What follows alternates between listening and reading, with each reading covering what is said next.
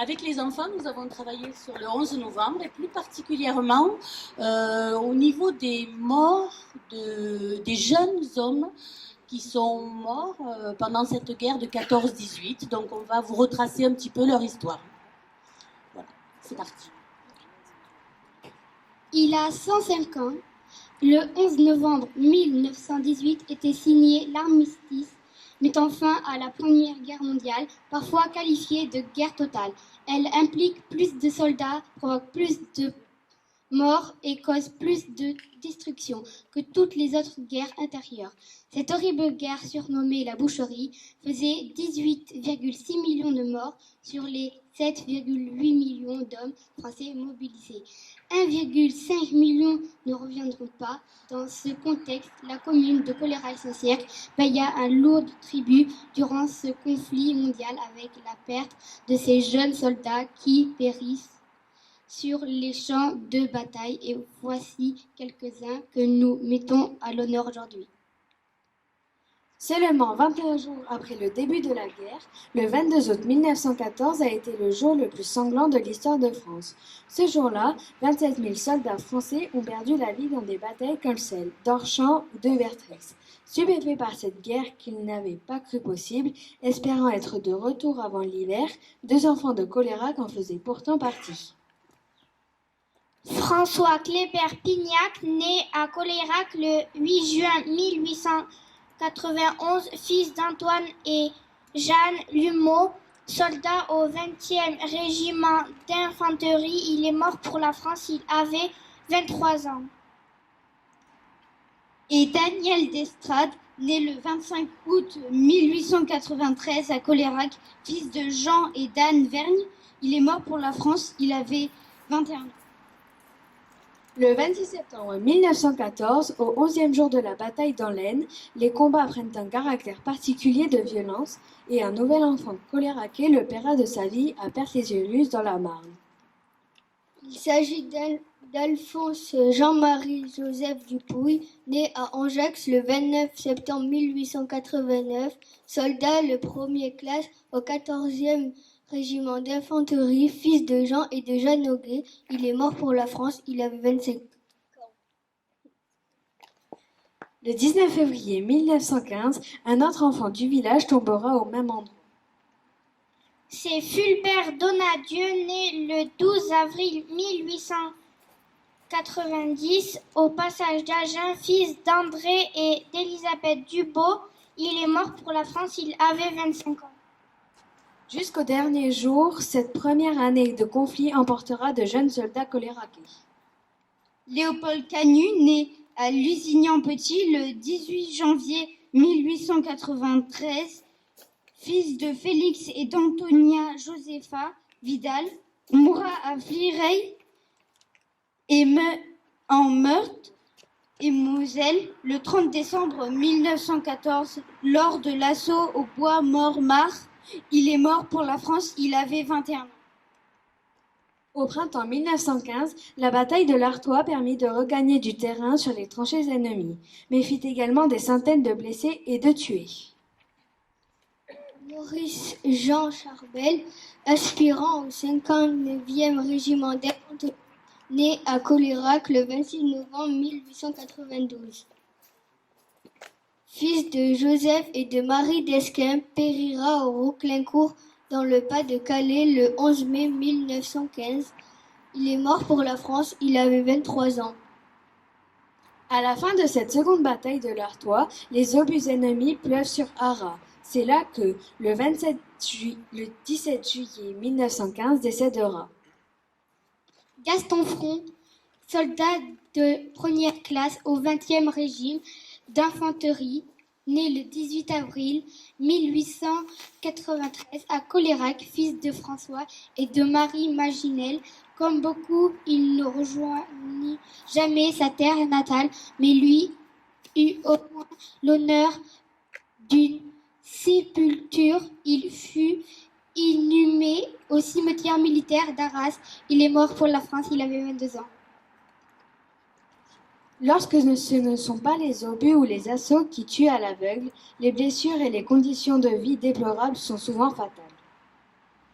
Marcel Roussan, soldat au 143e régiment d'infanterie, né à Moirax le 2 février 1894, fils de Jean et de Jeanne Dupuy, mourra le 3 novembre 1916 à 18h à l'hôpital militaire de Sète.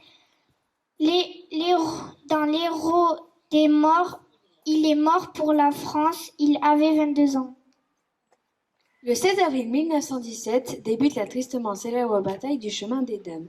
Nivelle pense que l'heure est venue, mais en réalité, les batailles se prolongera jusqu'au 24 octobre 1917 avec de très lourdes pertes humaines dans les deux camps. C'est là qu'Étienne d'Arexy, soldat au 92e régiment d'infanterie, né le 25 décembre 1897 à Colérac, fils de Pierre et de Marie Lestrade, sera tué le 22 avril 1917 à la côte 121 devant Neuville-Saint-Amand. Il est mort pour la France, il avait seulement 20 ans. À quelques mois de la fin du conflit, l'année 1918 endeuillera à nouveau la famille Dupuy après Alphonse tué en 1914, c'est son frère. Georges-Marie-Joseph Dupuy, soldat au 168e régiment d'infanterie, né le 11 février 1896 à Puges, qui périra le 16 juillet 1918 à Corinthe dans l'Aisne lors de la 4e bataille de Champagne. Il est mort pour la France, il avait 22 ans. Nous rendons hommage à tous ces jeunes Coléraquais et plus généralement à tous ces jeunes Français qui, à peine sortis de l'enfance, payèrent de leur vie l'idéal de paix et de liberté dans ce premier conflit mondial.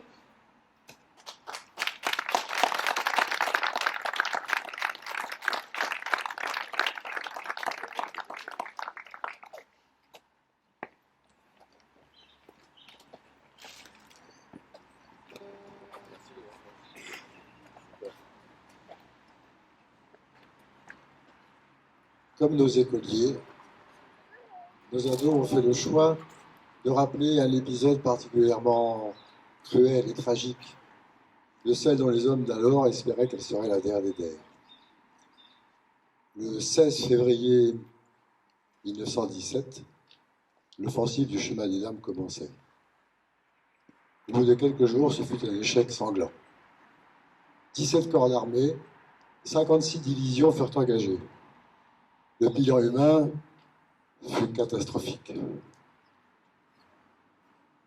Aussi, après 3 années de guerre, 3 années de souffrance, 3 années de courage, de peur enfouie, ces hommes, convaincus que leurs attaques étaient condamnées à l'avance, plongés dans un désespoir sans fond, ces hommes ont refusé de se sacrifier. Cette crise au sein de nos armées, au printemps 1917, est passée à la postérité sous le nom de mutinerie. En fait, le terme fut-il exact. Mutinerie renvoie à des images de révolte, de violence. Il ne s'est agi en fait que de refus collectif d'obéissance.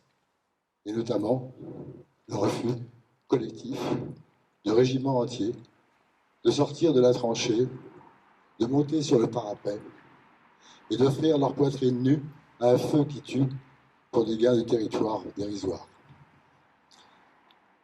Certains de ces hommes ont été jugés, condamnés et exécutés au nom d'une justice qui n'avait d'égal que la dureté des temps et des combats. Beaucoup aujourd'hui ont été réhabilités, mais il nous a semblé qu'il était temps que ces hommes rejoignent aujourd'hui notre mémoire collective nationale. L'un de ces soldats, Eugène, écrit, la veille de son exécution, à Léonie, son épouse, et à Jeanne, sa petite-fille, une dernière lettre. Cette lettre, c'est le là. il va vous la faire connaître. Je suis conscient que ce que j'ai demandé à Lola est difficile. Je l'ai choisi. Parce que je sais que c'est une jeune fille capable de le faire. Le 30 mai 1917. Léonie chérie, j'ai confié cette dernière lettre à des mains amies en espérant qu'elle t'arrive un jour, afin que tu saches la vérité et parce que je veux aujourd'hui témoigner des horreurs de la guerre. Quand nous sommes arrivés ici, la plaine était magnifique. Aujourd'hui, les rives de l'Aisne ressemblent au pays de la mort. La terre est bouleversée, brûlée. Le paysage n'est plus qu'un champ de ruines. Nous sommes dans les tranchées de première ligne. En plus des balles, des bombes, des barbelés, c'est la guerre des mines, avec la perspective de sauter à tout moment. Nous sommes sales, nos frusques sont en lambeaux. Nous protégeons dans la boue, une boue de glaise, épaisse, collante, dont il est impossible de se débarrasser. Les tranchées s'écroulent sous les obus et mettent à jour des corps, des ossements et des crânes. L'odeur est pestilentielle. Nous avons participé à des offensives en outrance qui ont toutes échoué sur des montagnes de cadavres. Ces incessants combats nous ont laissés exténués et désespérés. Les malheureux estropiés que le monde va regarder d'un air dédaigneux à leur retour auront-ils seulement le droit à la petite croix de guerre pour les dédommager d'un bras, d'une jambe en moins? Cette guerre nous paraît à tous comme infâme et inutile, et une inutile boucherie. Le 16 avril, le général Nivelle a lancé une attaque au chemin des Dames. Ce fut un échec, un désastre. Partout, des morts. Lorsque j'avançais, les sentiments n'existaient plus. La peur, l'amour, plus rien n'avait de sens. Il importait juste d'aller de l'avant, de courir, de tirer, et partout les soldats tombaient en hurlant de douleur. Les pentes d'accès boisées étaient rudes, partout perdus dans le brouillard, le fusil à l'épaule, j'errais, la sueur dégoulinant dans mon dos. Le champ de bataille me donnait la nausée. Un vrai charnier s'étendait à mes pieds. J'ai descendu la butte en enjambant les corps désarticulés, une haine terrible s'emparant de moi. Cet assaut a semé le trouble chez tous les poilus et forcé notre désillusion. Depuis, on ne supporte plus les sacrifices inutiles, les mensonges de l'état-major. Tous les combattants désespèrent de l'existence. Beaucoup ont déserté et personne ne veut plus marcher. Les tracts circulent pour nous inciter à déposer les armes. La semaine dernière, le régiment entier n'a pas voulu sortir une nouvelle fois de la tranchée. Nous avons refusé de continuer à attaquer, mais pas de défendre. Alors, nos officiers ont été chargés de nous juger. J'ai été condamné à passer en conseil de guerre exceptionnel, sans aucun recours possible. La sentence est tombée. Je vais être fusillé pour l'exemple. Demain, avec 6 de mes camarades, pour refus d'obtempérer. En nous exécutant, nos supérieurs ont pour objectif d'aider les combattants à retrouver le goût de l'obéissance. Je ne crois pas qu'ils y parviendront. Comprendras-tu, Léonie chérie, que je ne suis pas coupable, mais victime d'une justice expéditive. Je vais finir dans la fosse commune des morts honteux, oubliés de l'histoire. Je ne mourrai pas au front, mais les yeux bandés, à l'aube, agenouillé devant le peloton d'exécution. Je regrette tant, ma Léonie, la douleur et la honte que ma triste fin va t'infliger. C'est si difficile de savoir que je ne te reverrai plus et que ma fille grandira sans moi. Concevoir cet enfant avant mon départ au combat était une si douce et si jolie folie, mais aujourd'hui, vous laisser seules toutes les deux me brise le cœur. Je vous demande pardon, mes anges, de vous abandonner. Promets-moi, mon amour, de taire à ma petite Jeanne les circonstances exactes de ma disparition. Dis-lui que son père est tombé en héros sur le champ de bataille. Parle-lui de la bravoure et la vaillance des soldats. Et si un jour la mémoire des poilus fusillés pour l'exemple est réhabilitée, mais je n'y crois guère, alors seulement, et si tu le juges nécessaire, montre-lui cette lettre. Ne doutez jamais, toutes les deux, de mon honneur et de mon courage. Car la France nous a trahis et la France va nous sacrifier. Promets-moi aussi, ma douce Léonie, lorsque le temps aura lissé ta douleur, de ne pas renoncer à être heureuse, de continuer à sourire à la vie. Ma mort sera ainsi moins cruelle. Je vous souhaite à toutes les deux, mes petites femmes, tout le bonheur que vous méritez et que je ne pourrai vous donner. Je vous embrasse, le cœur au bord des larmes. Vos merveilleux visages, gravés dans ma mémoire, seront mon dernier réconfort avant la fin. Eugène, ton mari qui t'aime tant.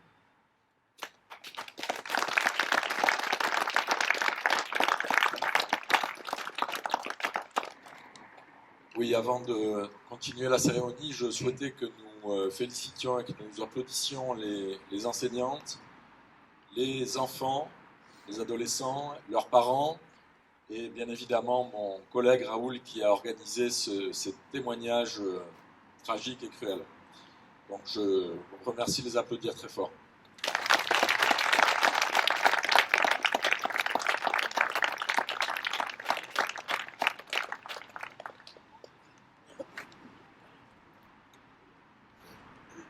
Merci, Monsieur le maire. La cérémonie va reprendre selon son déroulement habituel. L'association des aînés ruraux va déposer une gerbe.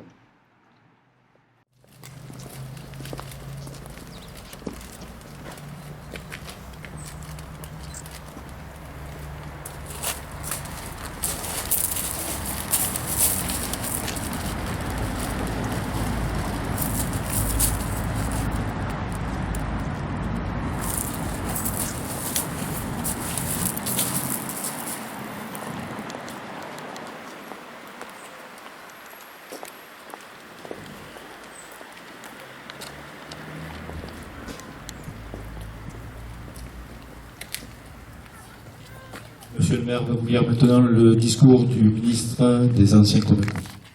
Message de Sébastien Lecornu, ministre des Armées, et Patricia Miralles, secrétaire d'État auprès du ministre des Armées, chargé des anciens combattants et de la mémoire, 11 novembre 2023. Le 11 novembre 2023, cela fait 5 ans déjà que, dans la clairière de Rotonde, le maréchal Foch a apposé sa signature sur la convention d'armistice. 5 ans déjà que Clémenceau a présenté l'armistice à la Chambre des députés, saluant l'Alsace et la Lorraine retrouvées, honorant nos grands morts qui ont fait cette victoire. Et dans cette heure terrible, à l'appel du carillon des églises et des beffrois, dans le silence des canons qui se sont tus, coulent à travers tout le pays des larmes de soulagement et de fierté. Le 11 novembre 1923, cela fait 5 ans que les blessures cicatrisent lentement. Sur les visages des gueules cassées, dans le cœur des veuves, dans la solitude des orphelins, devant les tombes ouvertes pour un fils ou un père.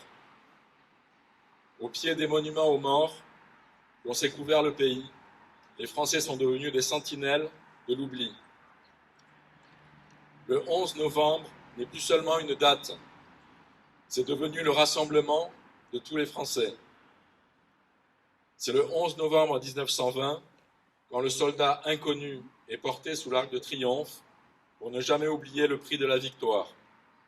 C'est le 11 novembre 1923, quand André Maginot allume la flamme, présence vivante du souvenir des morts. Une flamme qui ne s'est plus jamais éteinte depuis. C'est le 11 novembre 1940, quand, dans le désarroi des consciences, les lycéens et les étudiants de Paris font de la flamme un symbole de résistance, quand chez nos compatriotes alsaciens et mosellans, coupés de leur patrie, la résistance s'organise. C'est le 11 novembre 1943, quand les résistants de l'Ain devancent la libération en défilant dans Oyonnax. C'est aussi le 11 novembre 1944, quand la France retrouve le droit de célébrer la victoire. Alors, face aux noms inscrits sur les monuments, devant lesquels nous sommes rassemblés, nous nous souvenons de tous les morts pour la France, qui trouvent le repos dans nos mémoires reconnaissantes. Nous nous souvenons de ceux de 14, de ceux de 40 et de 44, de ceux de 1954 et de 1962, de ceux de 1983 ou de 2008 et de tous les autres. Nous nous souvenons de l'adjudant-chef Nicolas Latourte, du sergent-chef Baptiste Gauchot et du sergent-chef Nicolas Mazier, tous trois morts pour la France en 2023. Le 11 novembre est dédié à tous ceux qui sont tombés pour défendre notre nation, notre liberté, nos valeurs, sur notre sol comme en opération extérieure. Ils ont des droits sur nous, comme nous avons des devoirs à leur égard. Alors portons lucidement leur héritage, car c'est en honorant leur sacrifice que se construit l'avenir de notre nation, sans jamais douter de notre capacité à nous relever des plus grands périls. Et portons fièrement le bleuet de France, cette fleur dont l'éclosion ramenait la vie sur la terre déchirée des champs de bataille, qui désormais honore les morts et soutient ceux qui restent. Aujourd'hui, la flamme brille sous l'arc de triomphe depuis 100 ans, durant lesquels les Français n'ont jamais cessé de clamer « Vive la République et vive la France ». Merci. Les anciens combattants de la FNACA déposent une gerbe.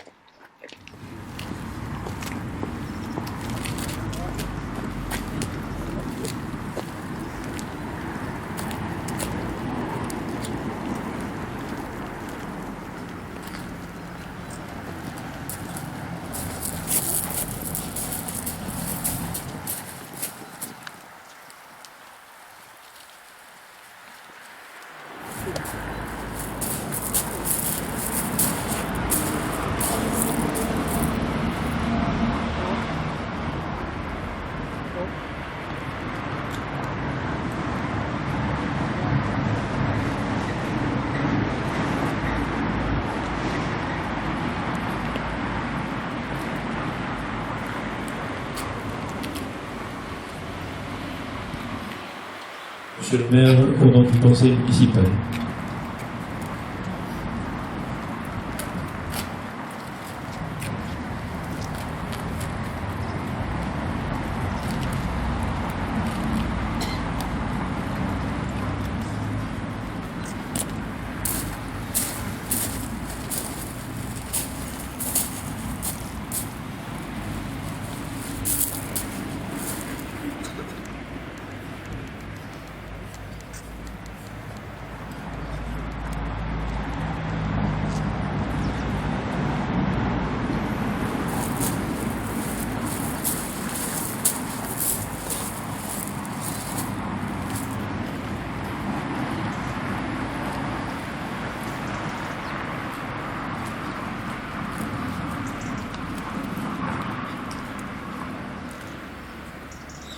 Aux morts.